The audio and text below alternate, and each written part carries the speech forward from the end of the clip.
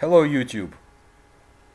I would like to tell you the story of a brave resistance person in the German anti-Nazi resistance during World War II. There are people whom we should remember, and this one to me was of special interest, but others were as brave as she was. There were not too many of them, but those who had decided to resist the Nazi regime, Gestapo, and other security agents, I think they were some of the most bravest people on earth at the time. So the story goes as this. There was a group called in German, if I can pronounce it right, Rote Kapelle, and this was the name given by the German Nazi intelligence services to a group of people, several of them, who created somewhat loose networks. It was an umbrella term that the Nazi secret police had adopted to describe those who plotted against the Third Reich. And the term was used basically because each person in the plot was given a musical term, so that some were known, for example, as the pianists, and the leaders were known as the conductors. It was not a unified organization. It was a collection of different resistant movements, but they were all united by their desire to overthrow Adolf Hitler and to change the destiny of their country. Now, they read in the term of Rote Kapelle, which means the Red Orchestra. That came from the movement's links to the USSR, to some of them to communism and the Soviet intelligence services. I do not believe that we know the exact number of the people involved in all of the groups. It could have been around 100, but again, I'm not sure. The Red Orchestra was made up to 3 different units. There was the Leon Trepper unit, the Red 3, and the Schulze-Boysen-Harnack group. Some were based in France and Belgium, but the Schulze-Boysen-Harnack group was based right in Berlin, right in the heart of the Third Reich. Now, the Nazi security forces were very much concerned and worried about the Red Orchestra, and it was on this occasion that they united their efforts to defeat those who resisted the regime, and they all worked together.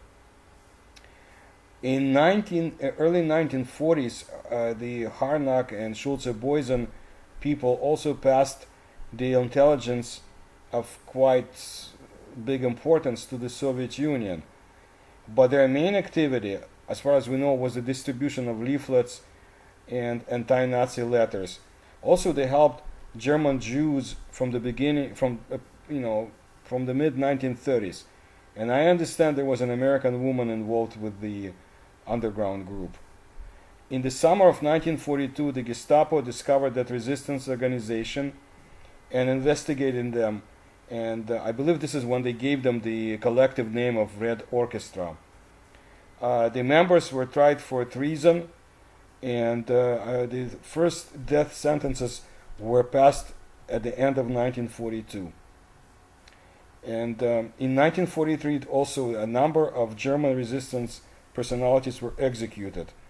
Some were for their espionage against the Third Reich, some for dissident leaflet disbursement. Among those who were executed was Anna Krauss, at the time a 58-year-old woman. Now this was a case of psychic that was used for the intelligence gathering, and she did it professionally and bravely. And she was part of the Schulze-Boysen-Harnack group. What's interesting, and I'm basing my information on Soviet sources, is that inside that group they were quite interested in the occult sciences and Eastern philosophies. Maybe not all of them, but definitely some members of the group. And so Anna Krauss was a psychic and fortune teller. She was born in 1884 in a small village in eastern Prussia. She graduated from school, then from college, and moved to Berlin in 1905. She worked there. She got married. Her first husband, died tragically in the beginning of First World War. Then, after the German November Revolution in 1918, she opened a business, a sewing factory. And then, at that time, according to the Soviets, this is when she became interested in the occult scientists.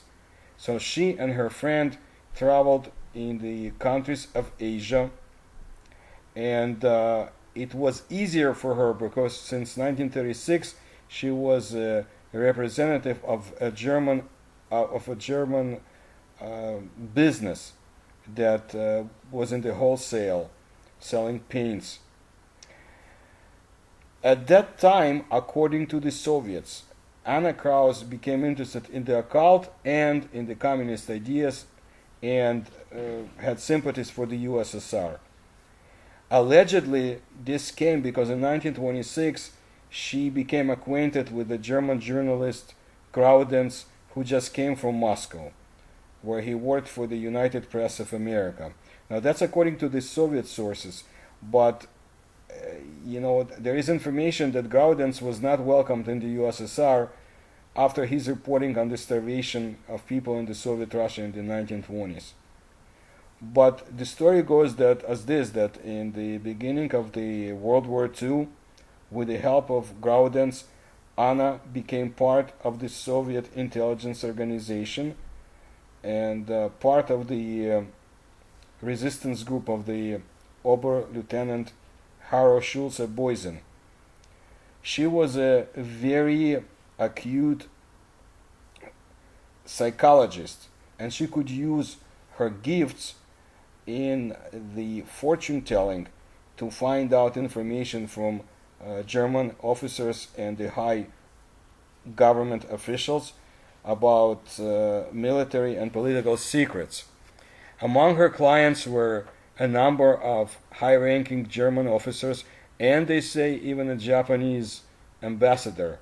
During the seances which Krauss conducted with high professionalism and expertise, they shared their secrets and doubts with her, and that's how she found out very important information.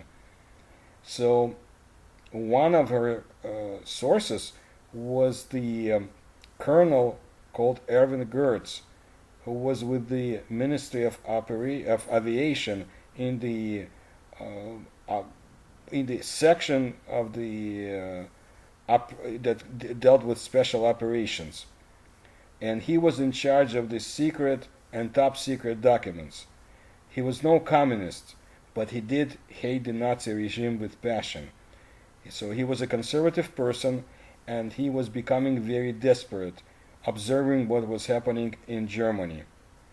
Goertz did not know what to do, and at that time Schulze-Boysen carefully advised him to talk about his doubts and his thoughts with the famous fortune teller and psychic Anna Krauss. Being a superstitious person, Erwin Goertz agreed and started coming to see Frau Anna. He talked to her for personal and for his professional subjects, and he told her a number of secrets. And so after this discussions with him, Anna Krauss would supply Graudenz with the information received from Goertz, and they gave it to the Red Capella or Red Orchestra leadership.